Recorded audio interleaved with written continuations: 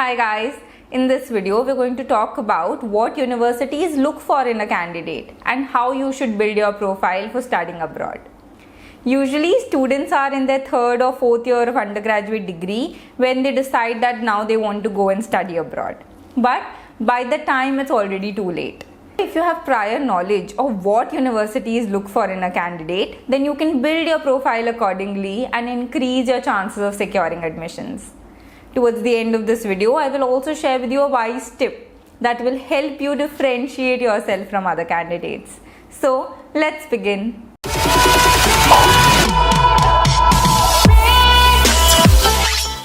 So the first thing that I want to talk to you about is CGPA, because CGPA is something that can't be improved at the last moment and it needs work right from the first semester. So if you are planning to study abroad, be it any country, whether it's US, UK, Germany, Singapore or Canada, they do look at your academics, and one of the parameters is CGPA. So you might wonder, why is CGPA so important? If you have technical skills, then that should be enough, right? For the colleges, it's important to see your CGPA because it helps them in understanding whether you'll be able to manage the course load or not, and how well you will be able to perform in that program. In India, CGPA is calculated from a scale of 1 to 10, with 10 being the highest CGPA that you can attain. When you study abroad and you apply to all these different universities, you will realize that different countries follow a different CGPA scale. In US, it's a 4-point scale. Singapore follows a 5-point scale. Germany also follows a 5-point scale, but it is reversed. So if you're studying in Germany and if you get a 1 GPA, that's actually considered outstanding. And if you get a CGPA of 5, that actually means that you've failed. So you might wonder, how do you even know then what's a good GPA to apply abroad if you're studying in India? Well, what I have noticed is that universities don't tell you upfront that, see, this is our CGPA cutoff, like a GRE or a TOEFL score. But they do take a GPA into consideration. So my suggestion would be that if you are able to get a GPA between 8 to 9 in India, that's good enough. And if you have a GPA of 9 plus, that's definitely outstanding and it's going to give you an edge over other candidates.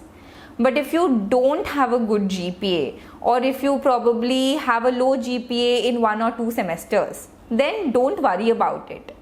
If you have a low GPA but your profile is outstanding, then colleges do consider your application.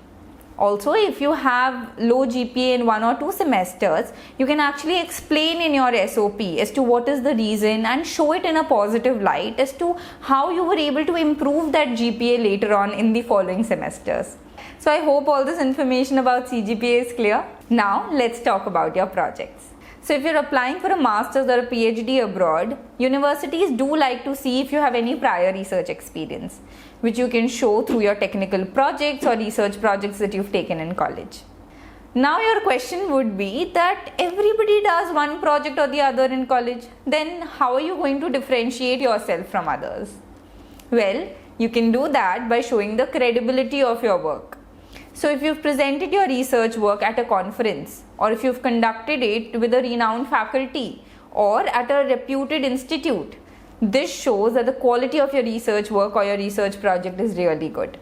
Now, doing these projects is one part, but how do you showcase what you have done in your resume or your SOP? So in your resume, you should focus on the results of that project and how was that project able to make an impact. So basically you need to explain here how has your research work contributed to the community. Alright? While in your SOP, you can actually talk about the challenges that you faced when doing that research project. What were some of the hurdles that you faced? And finally, what was the learning out of that? This will show the admissions committee that you are well prepared to take up any challenges that the research program has to offer. The third on my list is internships and work experience. So if you have any relevant internships or work experience in the field that you are planning to do your higher education in, it's really going to boost your profile. And why is that? Because it shows that you have professional experience in that field, you already know what that field is about, and you are making a very informed decision as to why you want to pursue higher education in that field. So, how should you explain this relevant work experience and internships in your resume and SOP? Well, in your resume, you should focus more on the achievements and responsibilities that you had in those positions.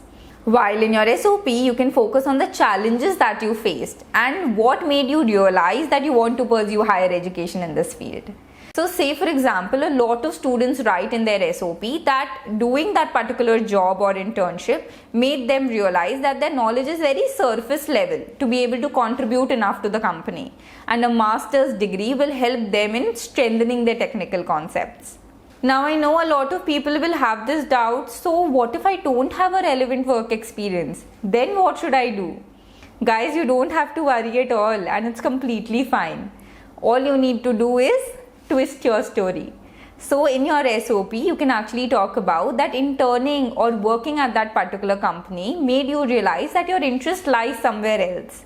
Or you could also say that you have experience in the technical field and only after working there you realize you want to expand your knowledge about the business side of things, which is why you want to pursue your higher education abroad and do an MBA. So essentially, as long as you are able to convince the admissions committee what is your motivation to pursue that program, you're good. Next comes the achievements and accomplishments, and these help in telling the admissions committee as to what are those areas where you are better than most of the people and that you outperform.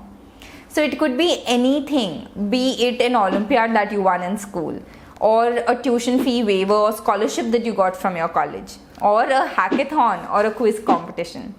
You can include both your achievements and accomplishments in your resume and your SOP.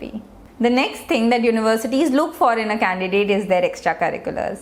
So essentially, what do you like to do outside of your college curriculum? And personally, I feel this adds a lot of color to your profile.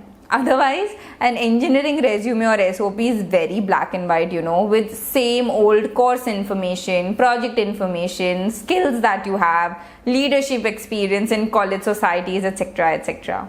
But adding these extracurriculars really shows your true personality and what do you like to do in your leisure time, or how do you like to blow off steam when you want to take a break. So do share your extracurriculars both in your SOP and resume. And it could be anything.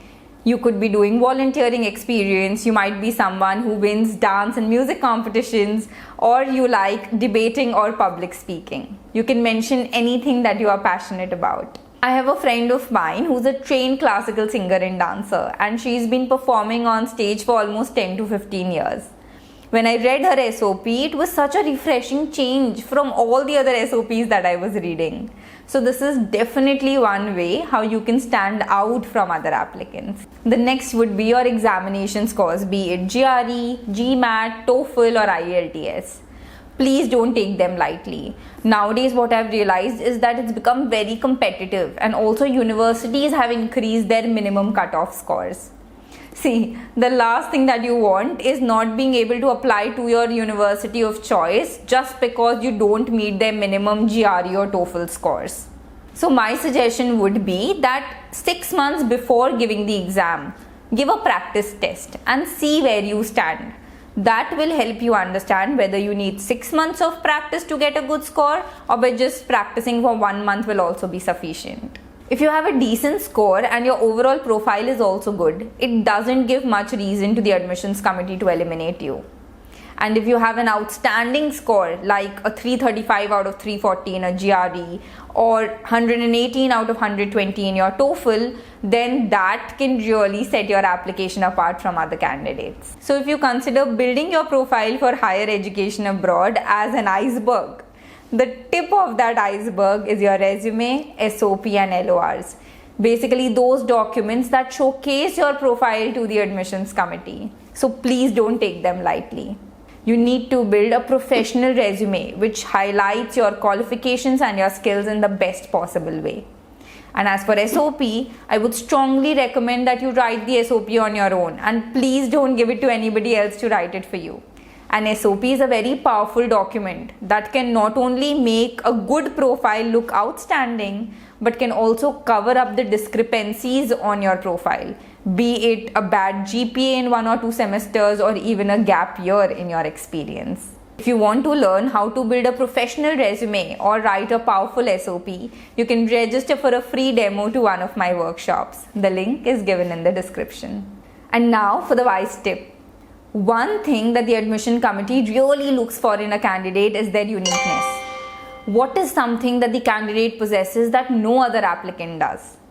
So it is your job to think about what makes you unique, what makes you different. It can be anything. It could be a technical skill, it could be a personality trait, it could be an extracurricular achievement, or it could be an incident in your life. As I said, it could be literally anything. But what you need to do is highlight your uniqueness everywhere, be it your resume or your SOP. And that is something that can differentiate you from other candidates and make your application stand out from others. So guys, that's all I wanted to share with you today. If you like this video and want me to make more, do hit the like button and subscribe to this channel. It will motivate me that I should make more videos like this.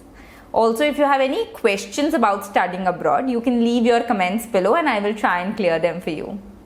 And now, thank you so much for watching this video and I wish you all the very best for your career ahead.